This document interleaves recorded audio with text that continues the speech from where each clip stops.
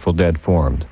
It kind of evolved from a jug band that Bob Weir and I and Pigpen were in, a jug band called Mother McCree's Uptown Jug Champions.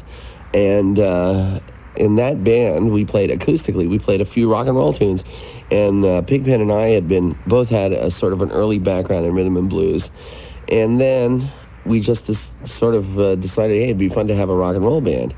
I guess part of what would have been our model at the time was when we heard the Rolling Stones. We said, hey, these English guys are getting away with playing 50s rock and roll, 50s rhythm and blues, really, which is this music we know very well, indeed, All we need to do is get a drummer, and a couple of other pieces, and we could have fun playing some of this music. Pretty soon, things started going real good for us. I mean, it's almost from the very first time we played publicly. We got a huge crowd from the local high school. We played at a pizza parlor down there and got an amazing reception, from out of the clear blue sky. It was, oh, wow, this is going to be fun, San Francisco at that time, the record companies were starting to sign a lot of bands. The Airplanes, Steve Miller, Quicksilver. Yeah, they were getting into it. But the Grateful Dead didn't sign right away, did you? Definitely not. In fact, we held off for an inordinately long time before we got involved with the record company because we felt no pressure. See, we were playing the ballrooms just about whenever we wanted to and any other kind of local thing. So we were working and we were making money. We had money coming in. We were doing okay. So we decided, since we feel no pressure, if a record company does want to sign us up, we'll write the contract, rather than use the standard form, so to speak. And that's exactly what we did, really. We wrote our own contract, we had our own terms, and we actually pioneered several kinds of things that had never been, I don't think, even mentioned in recording contracts before we sort of invented them. Your first album was recorded in a very short time, wasn't it? Yeah, 5 days. We weren't making a record, we were performing for the microphones is really what it boiled down to. Jerry Garcia on Rockstar. Jerry Garcia from the Grateful Dead. If all you're doing is a recreation of your recorded music, it's a little bit like playing the record. I mean, it's not like what does that show the audience that they haven't seen before? It's like what I've always wanted to do anyway when I go to hear somebody live is to hear them be more than what their record is. When was it that the band became the Grateful Dead? It became the Grateful Dead when we were after we'd been the Warlocks for a while, and Phil was playing bass, and we'd done our time in bars and clubs and stuff like that, and we joined up with the Acid Test with Kesey and those guys. That's when we became the Grateful Dead. In San Francisco, in those days, Bill Graham was the big concert promoter. Did a lot of shows at the Avalon. Of course, at his own Fillmore. When did you guys first meet Bill Graham?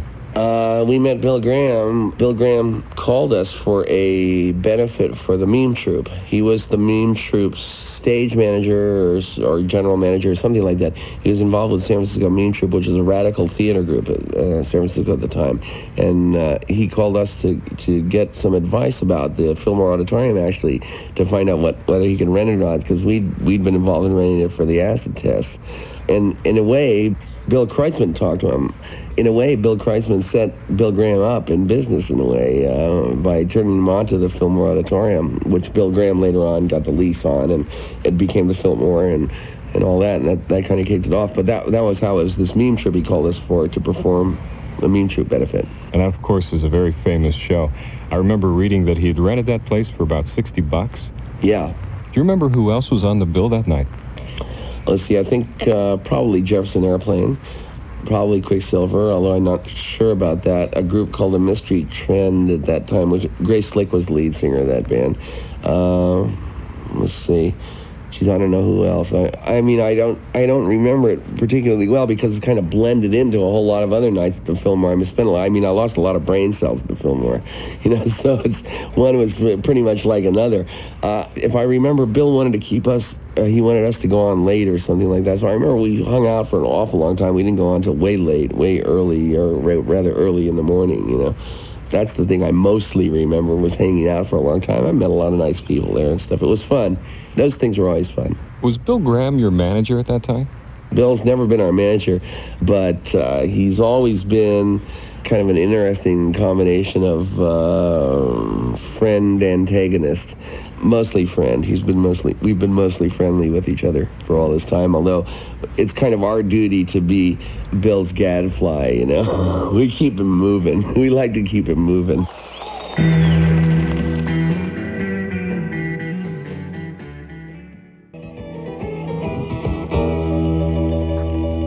The Grateful Dead got started at a time when rock bands were getting political. How do you feel about bringing politics into music? That always used to scare me. It's tough when somebody takes a topical stand and makes their work political. Even if the nature of the politics is to say, give peace a chance, you know. It's like, what you're doing is you're entering in the war game, whether you like it or not, you know. You're saying, give peace a chance is like saying, forget about war for a while, which is really like saying, remember war. You know what I mean? It's back in the 60s, when everybody was either on one side or the other, you know what I mean? Like, we used to spend all our time avoiding being on one side or the other because in that particular game, there's only one side. You know, and any energy that you give to the idea of war is war. You know, it is all war, and the best thing to do is to drop the whole notion.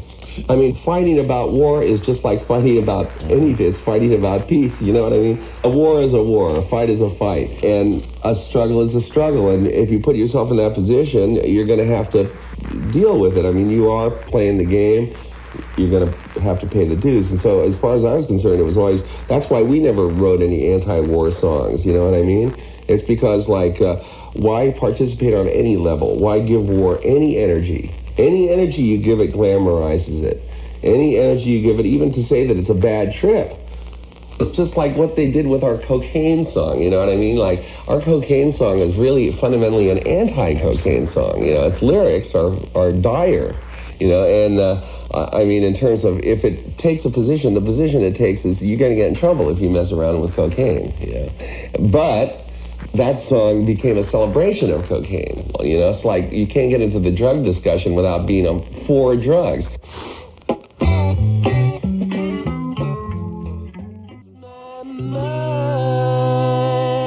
Hunter and I have rewritten folk music, you know. That's been part of our process, have been to rewrite famous folk songs. Well, it's like our Casey Jones song, or like our Stega Lee song, you know what I mean? We like to go in there and muddy the water by writing current versions of those tunes. You're listening to Rock Stars with Jerry Garcia of the Dead. A lot of songs about outlaws and gamblers, and Friend of the Devil's one of those. It's also, that's interesting, you know, that's a song that has been absorbed into the bluegrass mainstream. It's gotten to be kind of a bluegrass standard, which is very flattering. It's neat that that song has become a kind of a modern folk song. And I mean, all kinds of bluegrass bands do it unself-consciously, you know, and that's one of the things I really like about that tune. I lit up from Reno, Iowa tonight. Tell me about Truckin'. Well, Truckin' was one of those songs that was fun to write, and it kind of wrote itself almost. We all wrote this song, really. We all took part in the writing of the song, just in terms of bits and pieces and hunks of it. It really is a joint Grateful Dead effort. Is there a specific incident that song is based on? There isn't any one incident. The song makes reference to a couple of things. It makes reference to our bust in New Orleans. It has that little mention of that, but it's kind of a compendium of some of the towns that we were hitting at that time, and also it's also a little bit of just writer's license too, that Hunter has a way of seeing into our life, you know. I mean, he has a way of remembering stuff and being able to sort of call it forth. This tune does have autobiographical elements, but only a couple, really. Well, at least one of those elements would have to be the drug bust in New Orleans. Would you tell us about that? There's nothing much to tell, really. I missed most of it. I came walking, and I went out with some hippies after the show. I went over to visit some people in New Orleans, and we sat up raving most of the night. And finally, about 4 in the morning or 5 maybe, I went back to the hotel, and I'm walking down the corridor of the hotel with my guitar. And I noticed that on our floor, about every other door is open. The lights are turned on, and nobody's around. You know, this is peculiar in the middle of the night. So I'm coming up to my room, and I notice the door to my room is open. Hey, you know, and I go walking past my room. I look in, and there's a couple of guys going through my suitcase in my room.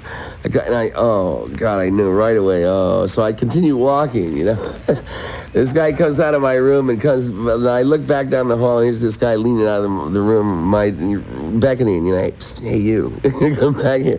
So they took me down to where everybody else was, which was in jail. And there's everybody. I can walk into the squad room, and there's everybody in our scene sitting on the floor, hey, Garcia, hey, man, join the crowd, There, and that was it, we were all busted, we were all nailed. They had great fun with us too, I might add, too. The Southern cops, they had a lot of fun with us. They had just what they wanted, hippies, oh boy. Truckin', got my chips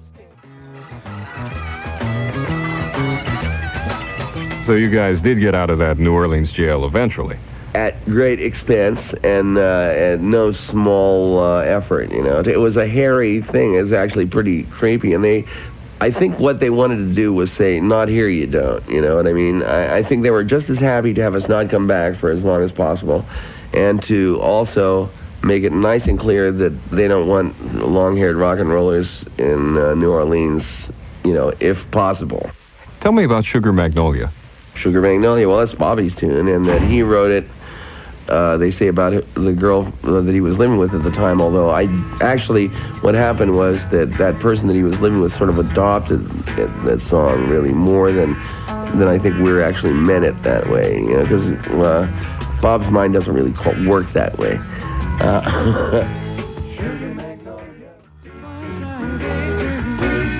It's a good time song, it's a good song, it's still good, still fun to do. And I contributed the end riff to that. That's my contribution to that song, was the Sunshine Daydream part. Not the lyrics, but the chord changes at the end. And it's a good tune. Another Grateful Dead favorite is Uncle John's Band. What's the story behind that one?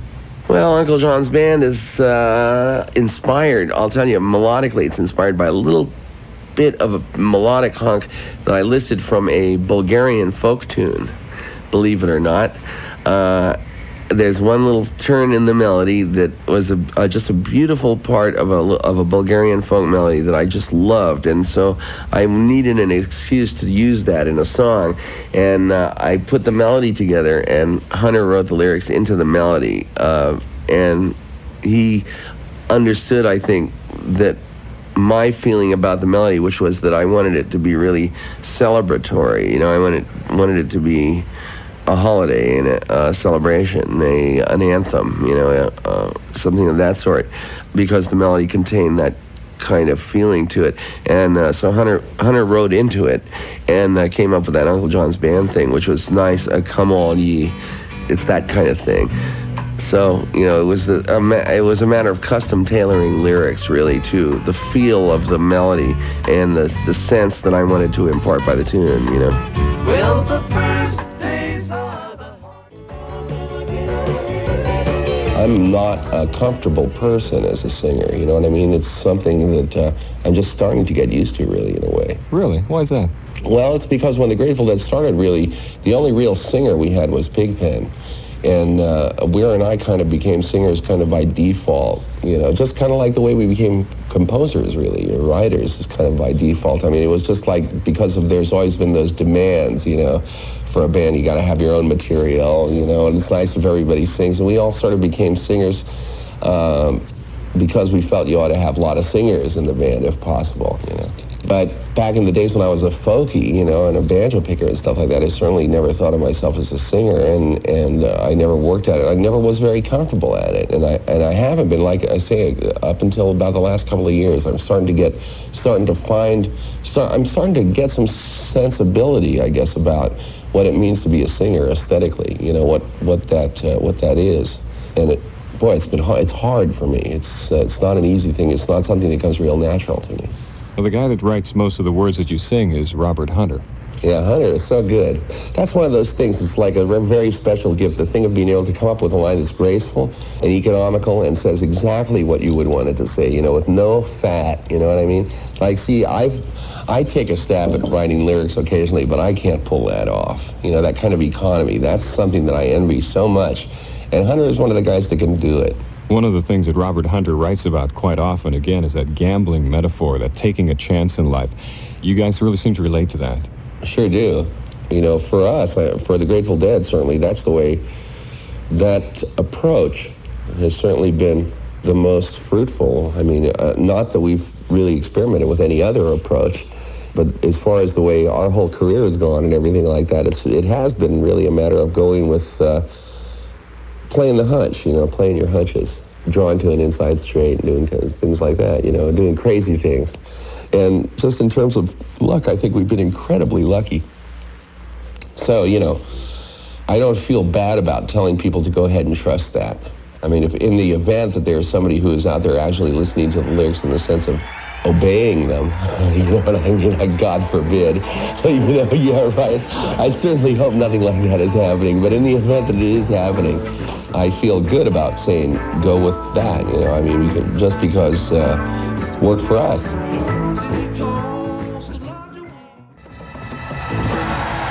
Jerry Garcia, maybe you can answer this question. What is a Deadhead? I don't know. A Deadhead is someone who loves Grateful Dead music, and apart from that, it's like saying, what is an American? You know what I mean?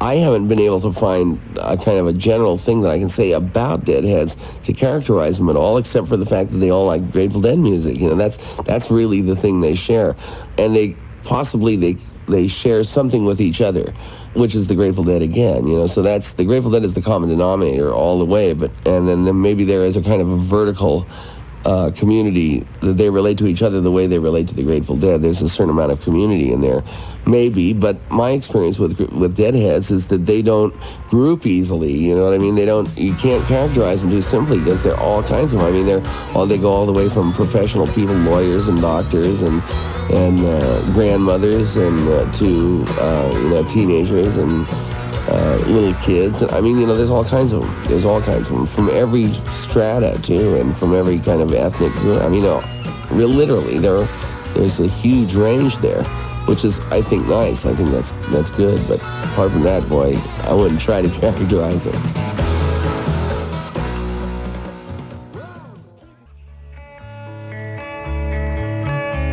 This has been the Grateful Dead edition of Rock Stars, brought to you by Budweiser, Beechwood aged for that clean, crisp taste. This Bud's for you. Also by AC Delco, automotive parts that don't just fit, they match. And by Pontiac, America's road car company. We build excitement. Pontiac. Rock Stars is produced by Dan Fermento and Ben Manila for Radio Today. Executive producers Jeffrey Rich and Beverly Podratzik. Production assistance from Mark Humble, Chip Humble, and Phil McCary. I'm Meg Griffin. Rock Stars is a presentation of Radio Today Entertainment. Lay down, my dear brothers. Lay down and take your rest. I want you to lay your head upon your Savior's breast. I love you, oh, but Jesus loves you the best. And I bid you good night, good night, good night.